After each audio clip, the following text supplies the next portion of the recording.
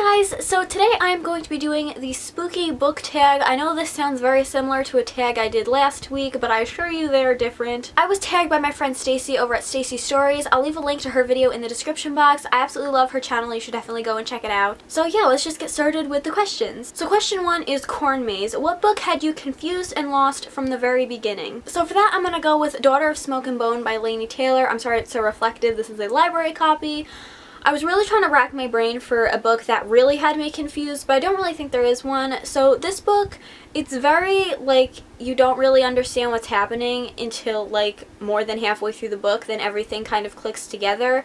But I wouldn't say I was really, like, confused as to what was happening in the moment. It was just kind of like, in the grand scheme of things, I don't understand what's going on. Sorry if the camera angle just changed, and I really hope that this is not out of focus now, but my dog nearly just knocked over the tripod, so I had to move it. Anyways, question 2 is Haunted House. What book has the creepiest setting? I don't necessarily think that this is the creepiest setting, but it's a book I read recently, so it's pretty fresh in my mind, and that is Fiendish by Brenna Jovanoff. This town, for some reason, in my head, I pictured it as a very, like, just gray town. Like, you know, in Tim Burton movies, like specifically Corpse Bride, how the whole town is just like very gray toned.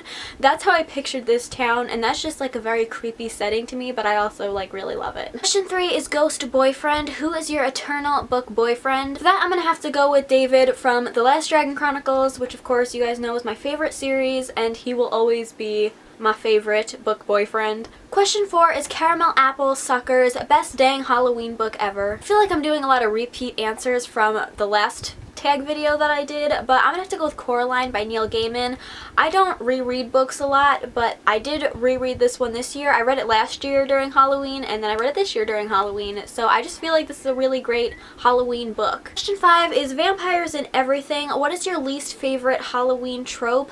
I don't really understand what a Halloween trope is. Like, I don't think vampires are specifically Halloween. I think I just hate the typical, like, horror book or horror movie anything where the characters are just really stupid. Like, you always have that dumb blonde girl character, even if she's not always blonde, but it's like that dumb, like, the really pretty girl always dies first. I hate just those kind of typical, like, horror tropes. Then question 5 is Pumpkin and Everything, your favorite Halloween trope. Again, I don't really know how to answer this question, but one of the things I really like in books or movies, in like horror and stuff like that, is when the antagonist is a person and not a spirit. Like, I like when it's an actual person, because for me that's much more scary, because I think that's more realistic for something to actually happen. Question 6 is Evil Incarnate. What is the most evil villain or who is the most evil villain?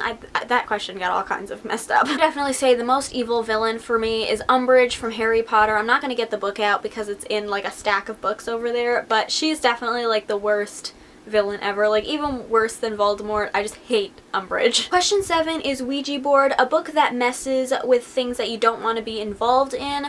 So for this, I'm gonna go with Bad Blood by Jennifer Lynn Barnes. This is the final book in the Natural series, and this book, I don't really think it's a spoiler, but this book deals with like cult stuff, which as much as I do enjoy reading about it, I don't want to ever be involved with that stuff. Question 8 is Full Moon. What character do you turn into in the full moon? Also, if you're wondering why I keep looking down, it's because I'm reading the questions off my phone. I really wasn't sure how to answer this question, so I'm gonna go with Xana from The Last Dragon Chronicles. I mentioned this in my last tag video that I did, that when I read this book when I was like 9 or 10 years old, I can't really remember exactly, but Xana's character, who this is the second book because this is when she's introduced into the series, but her character really kind of influenced me into the way I am today. So yeah, I think in the full moon, if I'm not like her already, I think I would turn into Xana. Question 9 is All Hallows Eve. The other world and this world have meshed for one night. What book world would you love to be swept up in? That I'm definitely gonna have to go with The Lord of the Rings. I would love to be swept up into Middle Earth, just like Rivendell or, oh, what is that other place? Lothlorien, was that what it's called, where Galadriel lives? Those just seem like such great places,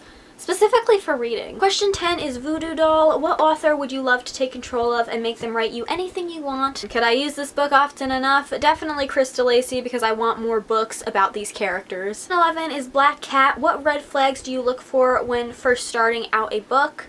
I would say one is definitely if the love interest is introduced in the first chapter and she already has feelings for him, that's a big red flag because you just like insta-loved in the first chapter, no thank you. Other than that, I really can't think of anything. Like, I'll give almost anything a chance, so yeah. Question 12, which is the final question, is which is Brew? A book that has a lot of different components thrown in, but the result is magical, and for that I'm gonna go with The Lunar Chronicles by Marissa Meyer. This book has sci-fi with fantasy, with a retelling and romance, and it's just all amazing and I love it so much. So those were all of the questions. I hope you guys enjoyed this video. If you did, please give it a thumbs up and subscribe if you haven't already, and I will see you in my next video. Bye! Question 2 is Haunted House. What book has the creepiest setting?